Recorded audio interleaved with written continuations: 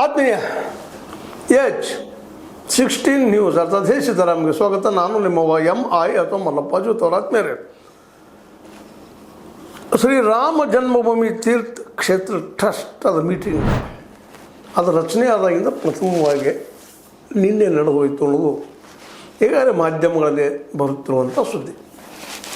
ಆ ಟ್ರಸ್ಟಿಗಳ ಅದರಲ್ಲೂ ಮುಖ್ಯವಾಗಿ ಖಜಾಂಚಿ ಟ್ರಸ್ಟ್ ಖಜಾಂಚಿ ಮಹಂತ ಗೋವಿಂದ ದೇವಗಿರಿ ಅವರ ಅಭಿಪ್ರಾಯದಲ್ಲಿ ಇದು ಆದಿದ್ದು ತಪ್ಪು ಆಗಬಾರ್ದಾಗಿತ್ತು. ಆದರೆ ನಾವು ಈ ಸಂದರ್ಭದಲ್ಲೇ ಚಂಪತ್ರಾಯರ ಹೋರಾಟ, ರಾಮ ಮಂದಿರ ನಿರ್ಮಾಣದಲ್ಲಿ ಅವರು ತೆಗೆದುಕೊಂಡಂಥ ಶ್ರಮ ಶ್ಲಾಘನೀಯ. ಆದರೆ ಇದರ ಹಿಂದಿದ್ದಂಥವ್ರು ಯಾರು, ಅವ್ರು ಹಿಡಿಯಬೇಕಾಗ್ಯದ, ಶಿಕ್ಷೆ ಅವ್ರಿಗೆ ಸಿಗಲೇಬೇಕಾಗ್ಯದ. ಮತ್ತು ಇದು ಒಂದೇನೋ ಅಚಾತುರ್ಯ ಆದಂಗೆ ಆಗ್ಯದ. ಅದ್ರ ಉಳಿದವ್ರು ಮಾಡಿದವರು ಶಿಕ್ಷೆ ಆಗಲೇಬೇಕು, ಕಠೋರತಮವಾದ ಶಿಕ್ಷೆ ಆಗಬೇಕು ಅಂತ ಹೇಳಿದರು.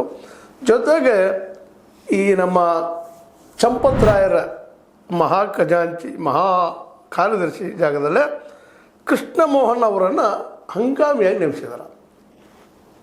ಹಂಗಾಮಿಯಾಗಿ ನೇಮಿಸಿ ಇಲ್ಲಿ ನಡೆದಂಥ ಈ ಒಂದು ಕಳ್ಳತನದಾಗಿರ್ಬೋದು, ಮತ್ತೇನೋ ಆಗಿರ್ಬೋದು, ಅವುಗಳ ತನಿಖೆ ಜೊತೆಗೆ ಇಲ್ಲಿದ್ದಂಥ ಈಗ ನಡೆದಂಥ ಘಟನೆ ಏನು ಅವರಿಂದ ರಾಜೀನಾಮೆ ತೆಗೆದುಕೊಳ್ಳೋ ಜೊತೆಗೆ ನಮ್ಮ ಚಂಪತ್ರಾಯರಿಂದ ಅದೇ ಕಾಲಕ್ಕೆ ಅನಿಲ್ ಮಿಶ್ರಾರಿಂದ ಅಲ್ಲಿಗೆ ಇದೊಂದು ಶ್ರೀಕಾರ ಎಂಡ್ ಮಾಡಿದರು ಅಂತೇಳಿ.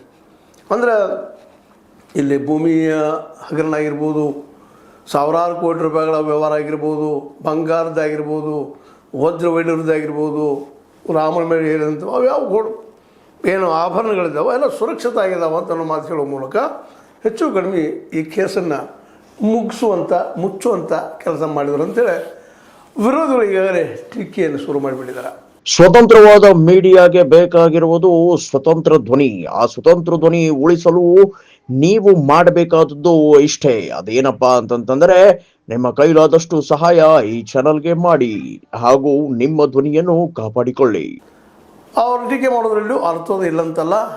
ಆದರೆ ಇದನ್ನು ಈ ನಮ್ಮ ಟ್ರಸ್ಟಿಗಳು ಒಪ್ಪುವುದೂ ಇಲ್ಲ ಅಂಥೇಳಿ ಸ್ಪಷ್ಟ ಆಗ್ತಾಯಿದೆ. ಯಾಕಂದ್ರೆ ಇವ್ರು ಯಾರು ಹೋರಾಟ ಮಾಡಿದವರಲ್ಲ, ರಾಮನ ವಿರೋಧಿಸಿದವರು, ರಾಮನ ಅಸ್ತಿತ್ವನ ಗೊತ್ತಿಲ್ಲ ಅದನ್ನ ಅಲ್ಲಗಳದಂಥವ್ರು, ಇವರು ಏನು ನಮ್ಮನ್ನು ಕೇಳ್ತಾ ಇದ್ದಾರೆ. ಇದು ರಾಮ